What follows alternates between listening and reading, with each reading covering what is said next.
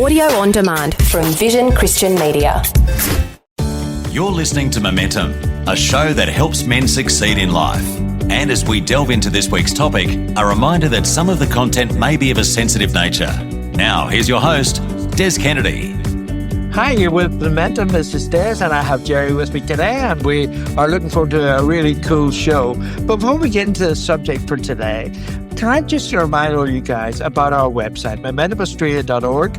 You can give us lots of feedback, and we love getting feedback.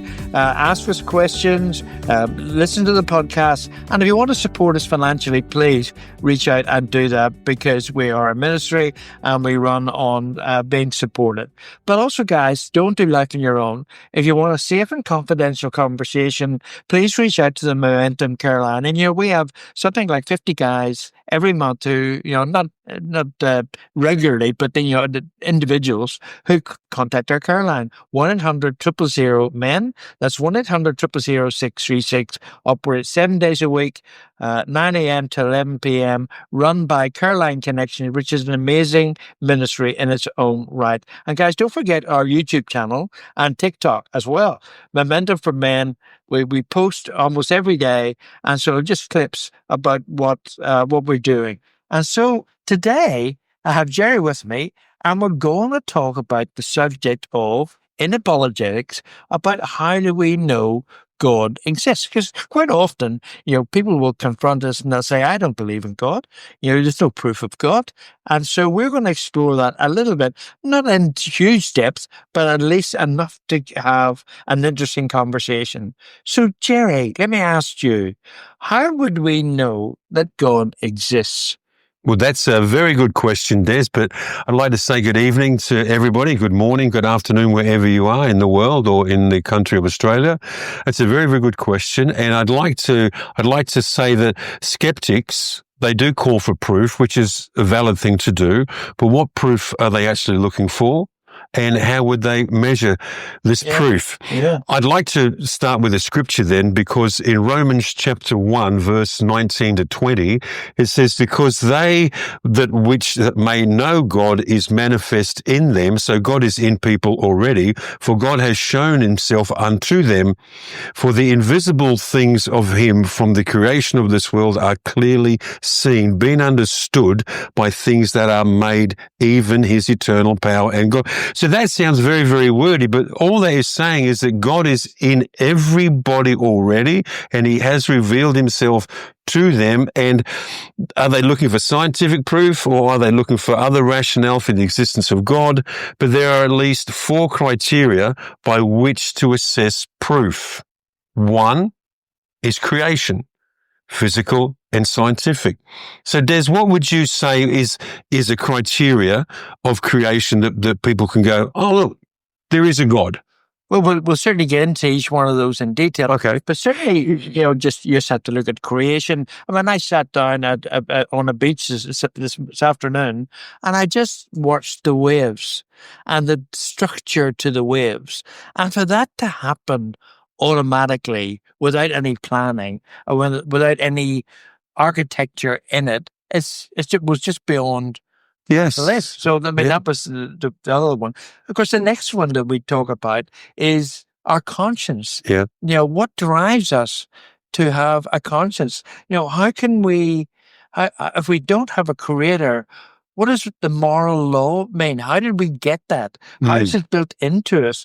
And even things like social values, how did they come about if we don't have, a God figure in our world? Or rationality. Yeah. What is it that actually makes sense? And then number 4 is human experience. What things have we experienced in our lives related to God? Yeah. So there are 4 topics and 4 subjects that we can go through for the rest of the show. Yes, exactly. Yeah. So let's take the first one. We talked about creation. It's the immensity of creation. And I was actually listening to a guy talking about Elon Musk, and he's into this space research. Yeah. And somebody asked him if we had a rocket that could go faster or as fast as the speed of light, Mm-hmm. which we can't do. But No. even if we could, If we could. we actually get to the end of the universe? Mhm. And this answer was amazing to me because I never thought about it. But the universe is actually expanding greater than the speed of light. So we could never, ever get to the end of the universe, even beyond our known universe. Mhm. There's just so Yeah, much yeah, beyond that. So, I mean, the whole creation thing is interesting. Things like, could things happen by accident? But we talk about the Big Bang Theory, but matter must come from matter. Matter can't create itself. And matter can't come from nothing. Yeah, that's exactly right. Yeah. So that's the right way of putting it. Matter can't come from nothing. And also, I think it was Louis Giglio who was talking about design and our bodies, in fact. And what he said was that when a child is growing in the womb, there are 1 million receptors that leave the brain and go on a journey for each eye. Mm-hmm. And there's 1 million receptors that are going from the eye, and they meet in the middle and join. And if they don't meet their twin, the person would be blind. So every one of those 1 million has to line up with 1 million coming the other way. How does All by chance. Oh, that's right. All by chance. Yeah, exactly right. So but Des, you used the word 1 million. I mean, what does 1 million look like? Yeah. You get 1 million like wires for a computer, and you put 1 million wires, and of course these things that you're talking about are much smaller, but 1 million. And that's for how many eyes? For each eye. For each eye, so that's 2 million. Yeah. That's just the eyes. Yeah. I know. Plus all the rest of your Plus all the stuff. The brain. Yeah. Yeah, it's absolutely. It's mind-boggling. It really, really is. It is. And there's an interesting argument that was put together by Callum Cos Biological, and they said whatever begins to exist has a cause of its existence. That makes sense. Mm-hmm. Something cannot be created not of itself. And same as the universe, because it can't exist without there being a cause of its existence. Yes. So that's a fundamental reason why there's God. And even scientists say the universe has a demonstrable beginning. The universe, it has so much design to it. I'm not a specialist, but there's so many interdependencies. But we can see, can't we? Yeah, that's right. We can see. And we are exactly the right spot in relation to the sun, and it keeps us in its right place. But if somebody said to me, if you were like a kilometer closer to... You'd fry. You'd fry. And if you're a kilometer further away... You'd freeze. You'd freeze, exactly. But what about the moon? Yeah. What about the moon's relationship to the earth and the moon's relationship to the sun? Yeah. Tides. I mean, we're having huge low tides at the moment. Yeah. And we're having like ordinary, but these are like approximately every 6 hours. Yeah. Not every 7 or 8 or 9 or, whatever. Right. It's nearly every 6 hours. We have an in and an out, and in and an out. And it just like a cycle. It just does it like you were talking about at the beginning. It just does it. Yes, I mean, it's true. Things we take for granted are things like the gases on the earth. Yeah. I mean, it's the right combination of gases that we breathe every day, constantly, that keep us alive. Yeah. It's just the right amount of gas. And where did that come from? Well, exactly. That's exactly right. So you can ask all these questions. Yeah, like where is it? It's absolutely amazing. Yeah. And we talked before about the human eye. I mean, it's just the human eye and the body is absolutely unbelievable in terms of how it can be put together. I'd encourage people to maybe get a really, really good book on anatomy and physiology and just have a look at the human anatomy and start reading the complexity of the human body. Because we only see a human body from the outside. That's right. And have a look at it. Which is probably a good thing. Well, yeah, but it is interesting to look on the other side of it as well, and how all the different parts work, like the lungs work with the mouth, and the liver works with this, and the kidneys work with they all work together. They all work together, and how did that happen? Yes, exactly. Yeah, it's mind-boggling. It is. So we could go on talking about creation, and we could do that, and there's so many things we could talk about in that space, but let's move to the second one. And that is a really interesting subject because it's about conscience. Mhm. It's about our understanding. It's about moral law. And, our universe, our world works around moral law. Some thoughts on that, Jared?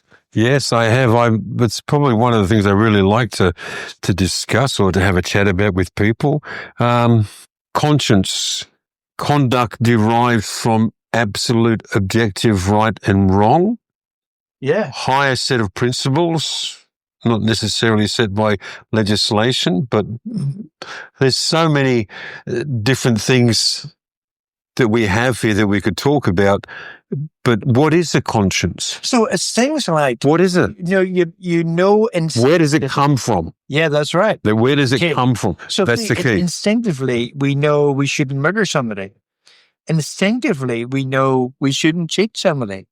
Instinctively, we know that we should treat people with respect. Hmm. And so all those principles have to come from somewhere. They have to be built into our Yeah. DNA. So that somewhere is a someone. Is there someone? But correct? somewhere is a someone. That's Yeah. right. Yeah.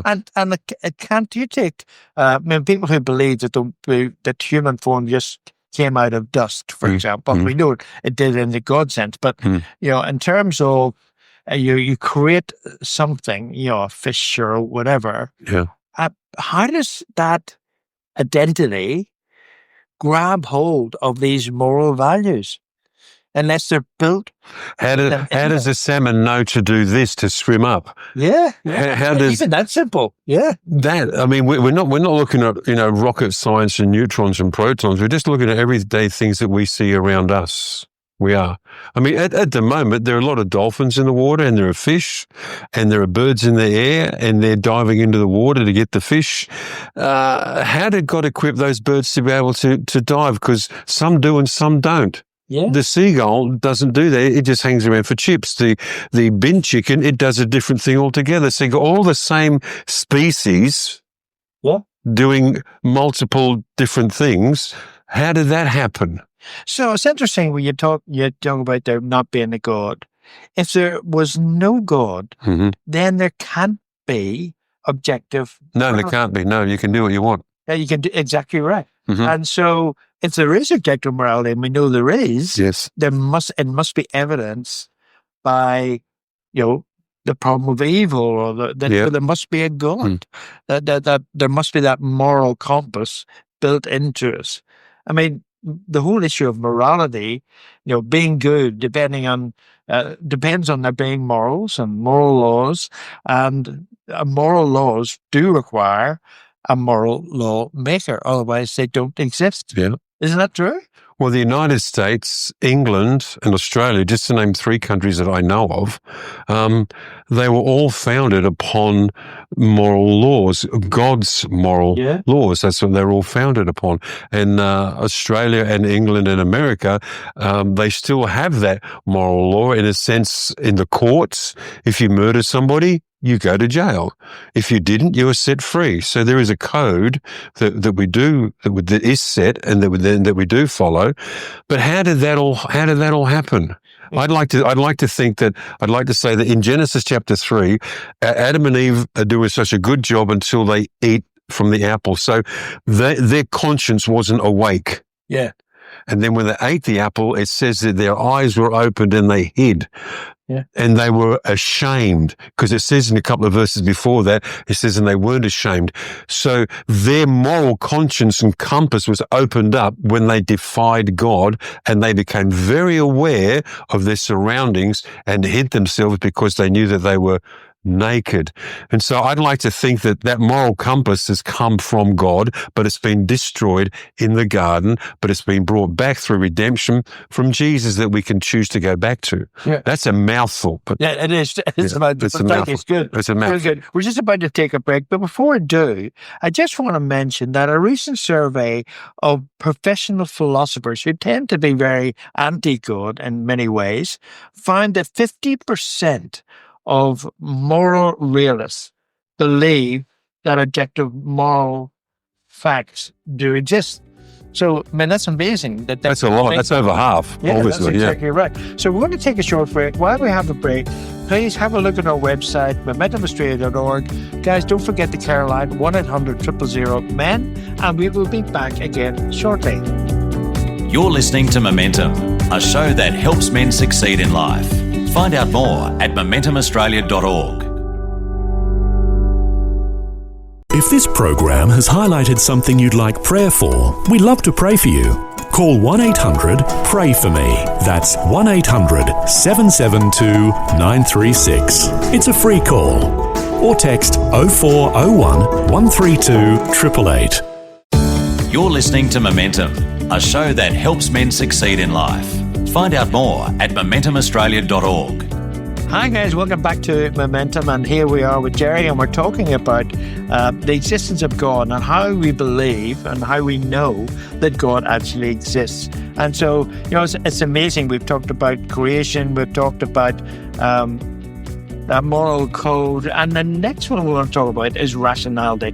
What actually rationally makes sense in terms of God?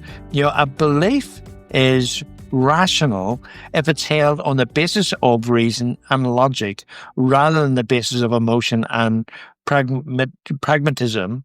And that was said by Neil Sherway. And so it's really, really important that we can rationally analyze our world and say, it makes much more sense to believe in a God and believe in a creator than to believe that everything happened by chance. Isn't that right, Jerry? Yeah. Yeah. And it's, if God doesn't exist, there disappears with him all possibility of finding values in an intelligible heaven. Yeah. Everything, therefore, is indeed permitted if God does not exist. Yeah, that's exactly right. That's the rationality that we have, I think, in this whole wide world today to a large degree. He doesn't exist, so I can do what I want. And it's always about I. Yeah. It has to work for me. Yeah. So when you just look around the world and you see that, around the world, you do. It's absolutely crazy. So from my perspective, it's much more reasonable to believe that things existed the way they have. And simple things like wife beating or abuse are said to be evil, but that evil is based on a moral code. Yeah. And so it's so logical to understand that. What are your thoughts on that, Terry? Well, I firmly believe that this is the bedrock of right, and that anyone who does not believe it cannot be probed deeply enough into the grounds of his moral beliefs. And that was said by Kai Nelson, and he has a book called Ethics Without God. And so we're going through something that's talking about living life without God, and you can do what you want, and the consequences. And this is what we're seeing in society today, that there's this huge affront on women, and there's a huge affront on children. And the government's making laws to obviously help, but they're not doing it fast enough, and they're spending so much money to try and do it, but they're not addressing the real problem. I believe that there is a God, and you can't fix the problem without him. Yes, exactly. But they don't probably have any faith on which to base that. No, exactly right. There you are. That's their rationale, isn't it? Yeah. But the rationale is wrong. It's wrong. Yeah, the rationale is completely wrong. Yeah, it's irrational rationality. Exactly. That's really cool. That's interesting. Must write that down. And I guess the fourth reason is human experience. Yeah. Jerry, talk to us about human experience. Well, some of the human experiences that we do know that are true and are actually not just biblically factored, but they're also historically known, and that is eyewitnesses. There were over 500 eyewitnesses that actually saw Jesus when he was resurrected and he walked among them. Over 500 witnesses. There's a fellow by the name of Lee Strobel. He wrote a book and they made a movie out of it, and it's called, what's it called? Witness for Jesus or something like that. And he's a lawyer in America, and he set out to disprove God, and he couldn't. And so this is part of what he used is he used the lawyer's philosophy of proof. And he found proof that God existed. He found proof of the death, burial, and resurrection, and he couldn't deny it, became a Christian. Isn't that amazing? Yeah. And there's so much evidence, as you said rightly, there were hundreds of people. But one of the key things in that space is that, all those people who saw Jesus, certainly the disciples, their lives were put into turmoil. Impacted, yes. Afterwards, Yeah. right? And so we know that, 11 out of the 12 apostles Yep. actually died, and They were martyred. they were martyred. Yeah, that's exactly right. Yeah, absolutely. Now, if you knew that Jesus actually had died, right, and he wasn't resurrected, and so you made up that story because you wanted to have that story, Yeah. would you put your life on the line for that? One of the disciples was sawn in half. One of the disciples was killed upside down on a cross, and another one was skinned alive. No, I wouldn't. No, exactly. No, I would not. I don't want to be sawn in half. I don't want that. But pushed into a log and then sawn in half, and then one of them was cut from in between the legs all the way down. Wow. I don't want that. No, I'll go no. But that's how strong their belief and evidence was that he is who he says that he is. And that's historically proven. Yeah. It's not us just being emotionally irrational. There's actually historical evidence that these things happen. Yeah, exactly. But don't let the truth get in the way. Yeah, no, that's right. And, the other side of that, of course, is that the officials who, had seen Jesus put in the tomb. In the tomb, right? And they couldn't provide a corpse. No. No. Because he had. No. And so, that's another word in terms of justifying that. So, just talk to me about the experiences that we have. We as men, Christian men, we have our identity based around our faith. Yeah. Which is human experience, right? People have had experience of Jesus and changed their lives, radically changed their lives, and that is another, present day experience of proving that God exists, and hopefully when you get alongside Christians, you'll see a difference in them that you don't see in other people. Not that they're better than anybody else, but they do have a confidence and a hope. Yeah, and a hope, yes. Yeah, and a hope. That other people don't have. Like, you get to the end of your life, what happens? Oh, well, I'm going to be buried. But what happens to the core person? Yeah. Right? What happens there? Before your body hits the ground, you are gone. Yeah. Because your body is like your car. You get out of the car and you go walking wherever to the shops or wherever it is, and your car just stays there. So there is another life. Yeah. There's a continuation of the life that you have. Somebody used the argument, Jerry, and I'd like your comment on it. And the comment was, if you believe that God exists, then you end up having a better life anyway as a Christian. Yeah. But if you get to the end of your life and you don't have faith in God and you don't have a relationship with God, what is your option then? You don't have any. Well, the option is that you've denied. The Bible clearly says you deny Jesus, you don't accept Jesus, you end up in this place called hell. And people have said to me, and they've probably said it to you, and maybe they've said it to you as well, listener, that if God is so good, why does he send people to hell? Well, the key here is that God sent his son for everybody, but if you deny him, he doesn't send you, you actually send yourself. So don't blame God if you don't believe and you end up in that place. You've actually made that decision. That's really true. It's a hard conversation to have. It's the truth. It's the truth. And we don't hear this enough. No. We don't hear that enough. And we know if my sister got frightened into heaven.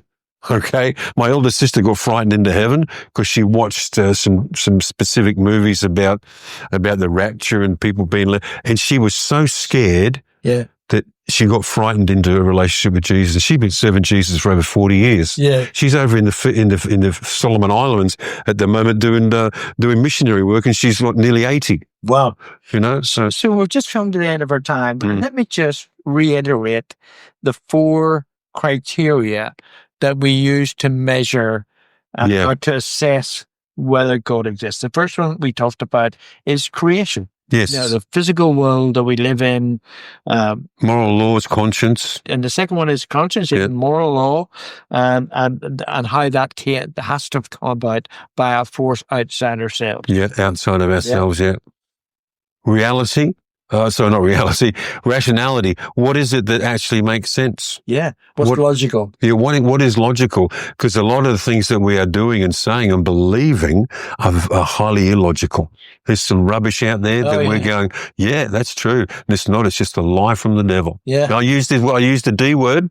Yeah. I used the devil word. I used him. He's a rat bag. Yeah, that's right. And of course, the fourth one is human experience. Human experience. And that goes not only from Christ's story and his resurrection and so forth, and the evidence of that, but right through to Christians today who are living godly lives and enjoying their lives.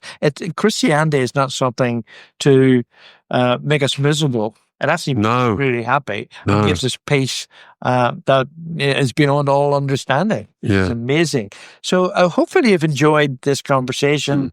But please, I encourage you to do your own research. Get books, read scripture, because all that together will give you a foundation and being able to argue about about God's existence and the fact that He's real. So in closing, guys, don't forget our website, momentumaustralia.org. Feedback, questions, listen to the podcasts. Our care line, 1-800-000-MEN. That's 1-800-000-636, 7 days a week, 9 a.m. to 11 p.m.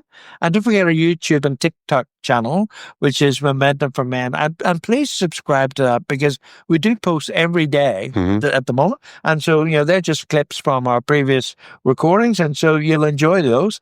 And so please do that. So thank you for joining us. Yes. It's been great to have this has. conversation. And look, if you don't know Jesus, give your life to Him, make a start, and get in contact with another Christian or go to a church, but give your life to Jesus. It's not religion, it's relationship. And potentially, you'll never be the same. Yeah, that's great, Jerry. Okay. And so, thanks for joining us. Yeah. Good night, everybody. God bless.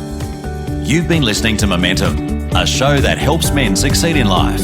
For more information or to hear this week's show again, go to momentumaustralia.org. You can also access a whole range of resources to help you on your journey and to get in touch with the team at momentumaustralia.org.